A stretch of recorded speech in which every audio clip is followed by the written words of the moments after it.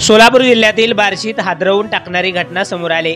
या घटनेत 2 जणांची हत्या केल्याची घटना घडली असून शेतीच्या वादातून ही हत्या झाली। पुतण्याचा त्याच्या चुलत्यासोबत शेतावर बांध बांधण्याच्या मुद्द्यावरून वाद सुरू होता। या वादातूनच पुतण्याने चुलत्याच्या कुटुंबियावर चाकूने हल्ला केला होता। या हल्ल्यात चुलतीचा आणि चुलत भावाचा मृत्यू झालाय, तर या हल्ल्यानंतर चुलत्याला रुग्णालयात दाखल करण्यात आले। त्याच्यावर सध्या उपचार सुरू आहेत।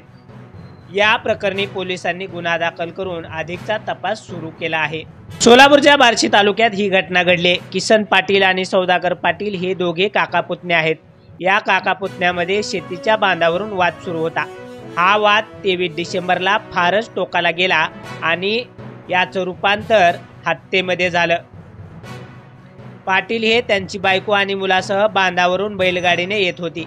ही बैलगाडी पुतना सौदागर पाटील याला कळत्याच तो 2 मुलांसह घटनास्थळी पोहोचला। यावेळी पुतण्याने चुलता किसन पाटील, सागर पाटील आणि सिंधू पाटील यांना दमदाटी करत शिवीगाळ केली। यानंतर आरोपीने पोटात चाकू खुपसून चुलती सिंधू पाटील आणि चुलत भाऊ सागर पाटील यांचा खून केला।